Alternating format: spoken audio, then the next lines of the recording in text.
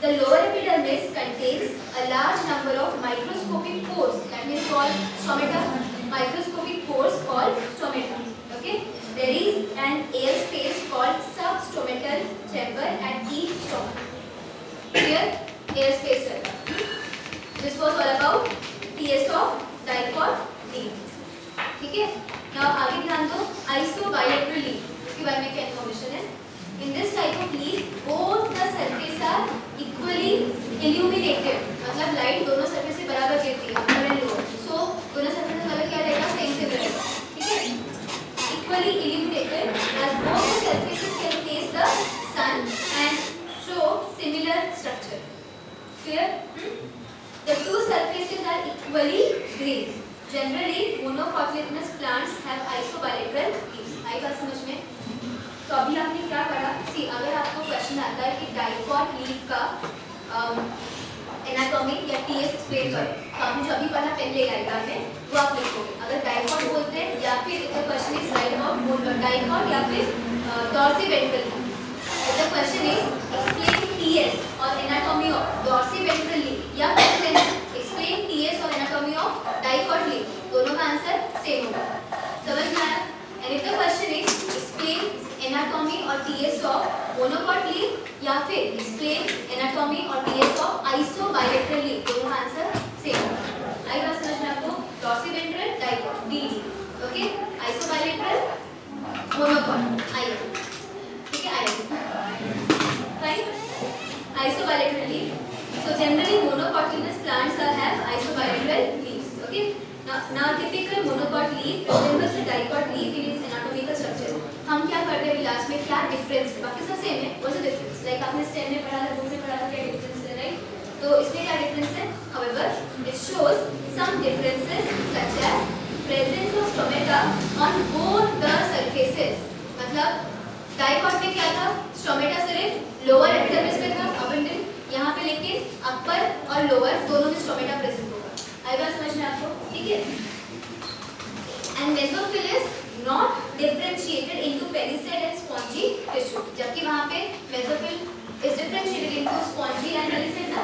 यहाँ पे only spongy tissue है प्रेजेंट. इसी diagram TS of monocot leaf, वहाँ पे आपको पेरिसेड टिश्यू नहीं दिखाई दे रहा होगा. सारे इरेगुलर गोल गोल शेप वाले एंड डूडल शेप वाले सेल्स दिखाई दे रहे होंगे. Many intercellular spaces. समझ में आया? So what's the main difference between dicot and monocot? Dicot में lower surface पे lower epidermis में stomata is present, जबकि monocot में upper and lower दोनों में stomata is present. Dicot में mesophyll is differentiated into pericid and spongy, but in case of monocot, mesophyll is not differentiated into pericid and spongy. That's the main difference. सबको आया समझ में ये बात? अभी आप जल्दी से एक बार stem, root and leaf इन तीनों का एनाटॉमी जल्दी से रिवाइज करोगे. So I can start asking questions. सबसे पहले मैं उनको पूछूंगी. इसका मतलब ये नहीं है कि आप नहीं पढ़ो, आपको ही पढ़ना है, लेकिन आप करोगे.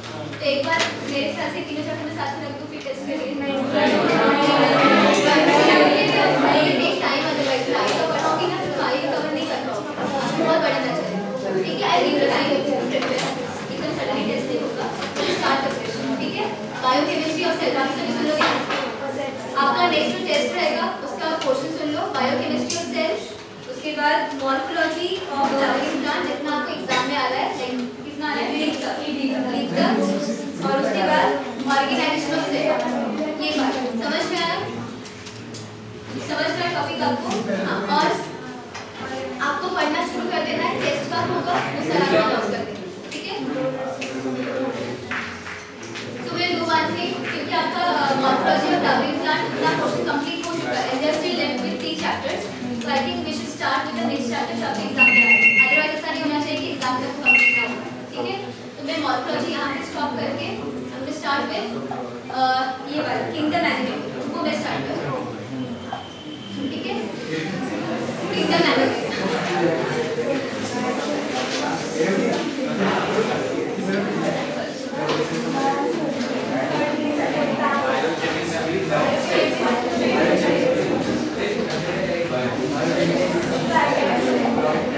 बातें बिल्कुल भी नहीं करोगे।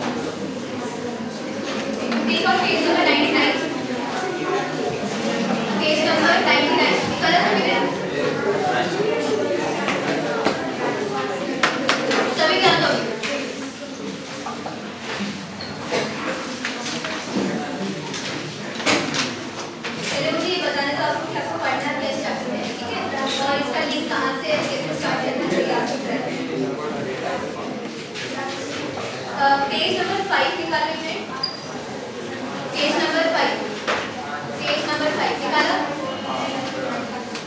पेज नंबर 5, वहाँ पे बातें बिल्कुल नहीं चाहिए। पेज नंबर 5 पे देखो क्या लिखा हुआ है, 1.3 5 किंगडम सिस्टम ऑफ क्लासिफिकेशन लिखा सबको? हाँ, वहाँ ना लो पहले। The two kingdom classification system of organism was introduced by Carl Linnaeus, दिख रहा है आपको? उसने क्या किया था, 2 सिस्टम क्लासिफिकेशन दिया था, ठीक है? The system recognized 2 kingdoms of organisms as kingdom plantae and kingdom animalia। मतलब जब कार्ल लिनियस ने क्लासिफाई किया था इसको ऑर्गेनिजम्स को, तो उसने 2 ही क्लासेस बनाए थे, एक था किंगडम प्लांटी और दूसरा एनिमेलिया। बट बाद में समझा कि ये 2 ही नहीं है ना, जीव जंतु, समझ में आई बात? और भी थे, ठीक है? वो और भी क्या थे, कौन थे, तो इसीलिए बाद में क्या आया, 5 किंगडम क्लासिफिकेशन। अरे पॉइंट, ठीक है? और प्लांट में और एनिमल में obviously there should be some basis, किस आधार पे इनको क्लासिफाई किया है, okay?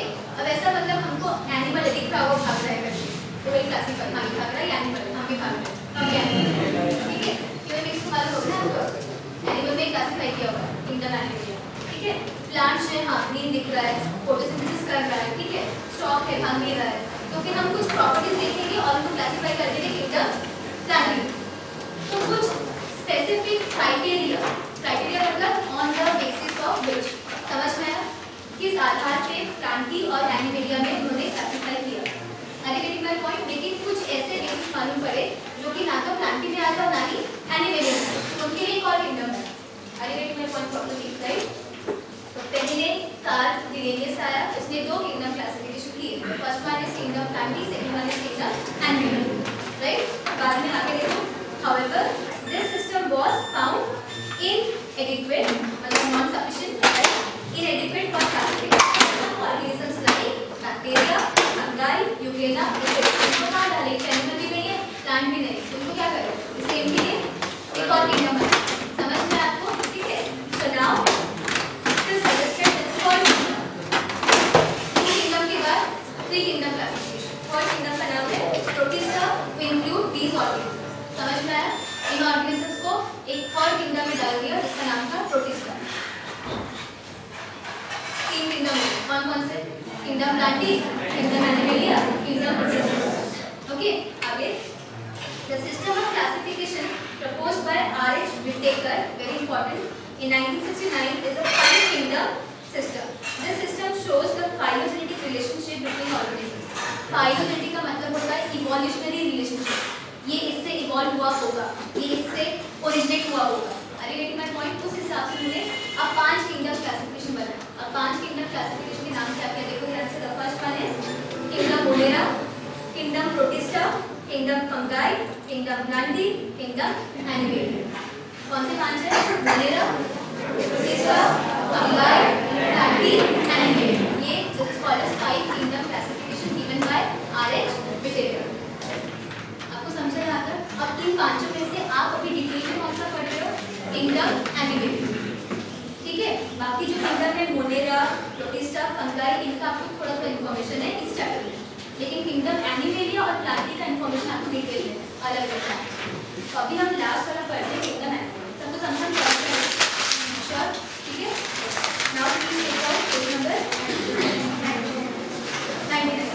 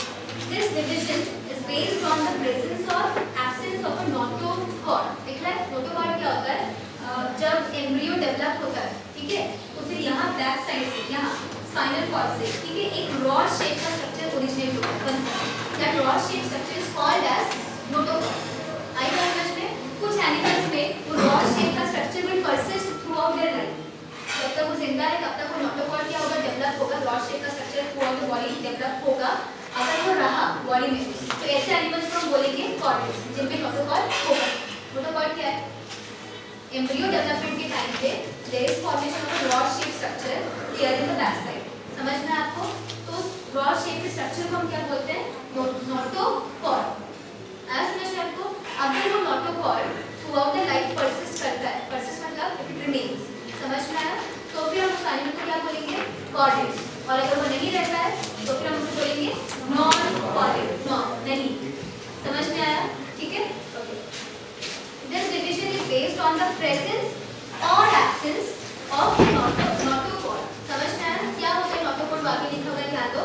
It is a stiff मतलब hard, ठीक है, stiff rod-like structure made up of tightly packed vacuolated cells which runs along the mid dorsal line.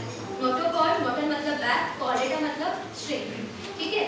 तो वहाँ पे लिखा है mid dorsal line, mid dorsal, dorsal मतलब दिस साइड, समझ में आया? एंड वेंट्रल मतलब फ्रंट साइड, समझ में आया? Dorsal back, ventral front. Terms clear है आपको? ठीक है। तो हाँ, एक और टर्म है लाइक एंटीरियर भी फ्रंट रहता है, posterior is back, like that. क्या है? Dorsal and ventral. तो मिड डॉर्सल मतलब क्या हुआ? लाइक आपका स्पाइनल कॉर्ड है ना, दैट है, समझ में आपको? That is called as mid dorsal line. सबको क्लियर है टर्म्स? ठीक है, आगे ध्यान दो। द एनिमल्स शोइंग, क्या लिखा है आगे? Absence of notochord are called non chordates. समझ में आया? जिनमें नोटोकॉर्ड नहीं होता those animals are classified as non chordates, right? And those without a vertebral column are called as invertebrates. जिनमें वर्टिब्रल कॉलम, स्पाइनल कॉर्ड नहीं होता, आर कॉल्ड एज इनवर्टिब्रेट्स। समझ में आया? So non chordate, invertebrate, clear? ठीक है, आगे। Non chordates show ventral and ganglionated nerve cord and gill slits are okay. आप प्लीज उसका फिलहाल के लिए मार्क कर लीजिए क्योंकि अभी आपके टर्म्स नहीं समझ में आएंगे। I need to show you some diagrams, ठीक है? आप उसे सिर्फ एक ब्रैकेट डालिए और क्वेश्चन मार्क करिए। ये पार्ट मैं आपको बाद में समझाऊंगी। कहाँ पर डालना है, कहाँ डालना है, यहाँ पे देखो, non college show ventral and ganglionated nerve cord, दिखा नहीं दिखा? 1 2 3 4 5th para, second last para दिखा अभी?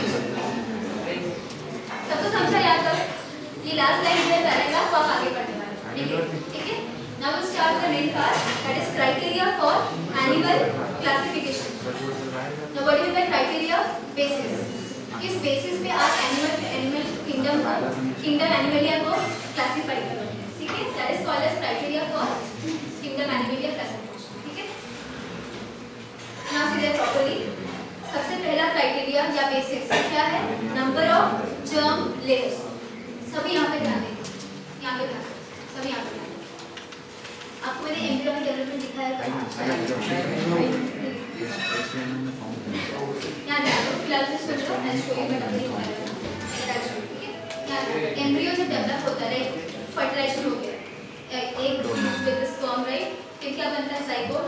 जाइगोट डेवलप में क्या बनाता है? एम्ब्रियो। एम्ब्रियो में जिन सेल से, जिन टिश्यूज से, ठीक है, आपकी स्किन बनेगी, आपके आईज बनेंगे, आपके सारे ऑर्गन्स बनेंगे। ये मैंने आपको पहले बताया हुआ है, ठीक है। Those are called as germ layers. Germ layers 3 type के होते हैं, endoderm, ectoderm, mesoderm. Outer most layer is called as ectoderm, middle layer is called as mesoderm, inner most is called as endoderm. मैंने आपको ये बताया था कि जो इनर मोस्ट लेयर रहता है endoderm, that will form the gastrointestinal cavity, ठीक है। माउथ से स्टार्ट होगा, माउथ में बकल कैविटी, बकल कैविटी लेकर के फिर ये अपना लैरिंक्स, फेरिंक्स, फिर इसोफेगस, इसोफेगस के पास स्टमक आएगा, फिर स्टमक से इंटेस्टाइन, पैंक्रियास आ जाएगा। स्ट्रेट जाओ ना, साइड में मत जाओ। आपको मैं कैविटी की बात कर रही हूँ ना, राइट। तो स्मॉल इंटेस्टाइन, फिर लार्ज इंटेस्टाइन, फिर एनस, समझ में आया? ये पूरा क्या है, क्या बोलते हैं? एलिमेंट्री कैनाल बोलते हैं। तो जो पूरा एलिमेंट्री कैनाल है वो ये कैविटी है। आई बात समझ में आपको? तो ये हो गया एंडोडर्म, एंडोडर्म, फिर यहाँ आएगा मेसोडर्म, समझ में आया? फिर यहाँ आएगा एक्टोडर्म। तो मेसोडर्म, मेसोडर्म और एंडोडर्म के बीच में जो स्पेस है, खाली जगह, सुन लो ध्यान से, वहाँ पे आपके ऑर्गन्स हैं। कौन से ऑर्गन्स? आपका हार्ट आ जाएगा, लंग्स आ जाएगा, लिवर आ जाएगा, पैंक्रियास आ जाएगा। आगे बात समझ में? ठीक है। अभी आपको ये डायग्राम दिखा दूँ शायद होगा, नहीं इसमें नहीं, फिलहाल के आप ध्यान रखो। innermost layer is called as endoderm, middle one is called as mesoderm, and outermost is called as ectoderm.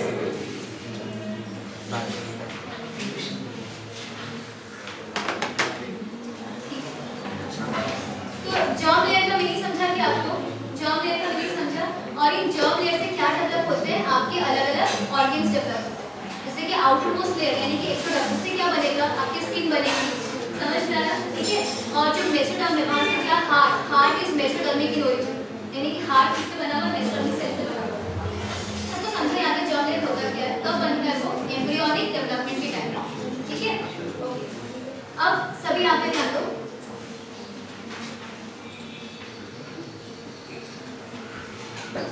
Jin organism में दो ही लेयर प्रेजेंट होते हैं, दो मतलब कौन से दो, एक आउटर मोस्ट एक्टोडर्म और एक इनर मोस्ट एंडोडर्म। जिन ऑर्गेनिजम्स में सिर्फ ये दो लेयर्स होते हैं आर कॉल्ड एज डिप्लोब्लास्टिक।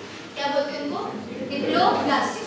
ध्यान रहा आपको, दोज ऑर्गेनिजम्स जिनमें दो लेयर्स हैं, दो जर्म लेयर, कौन कौन से, outer ectoderm and inner endoderm, those organisms animals are called as diploblastic. सबको समझा यहाँ तक। एंड वो ऑर्गेनिजम्स जिनमें तीनों लेयर्स रहेंगे, तीनों मतलब ecto endo meso, are called as triploblastic. समझ में आया, डिप्लोब्लास्टिक, ट्रिप्लोब्लास्टिक। ये टर्म्स आपको क्यों पढ़ने, जब आप पर्टिकुलर एनिमल पढ़ोगे ना तो उनमें डायरेक्टली आपको ये टर्म दिया है, वहाँ पे लोग मीनिंग एक्सप्लेन नहीं करें, वहाँ पे डायरेक्टली टर्म रहेगा कि ये एनिमल डिप्लोब्लास्टिक है, ये एनिमल ट्रिप्लोब्लास्टिक है, तो आपको उसका मीनिंग मालूम होना चाहिए।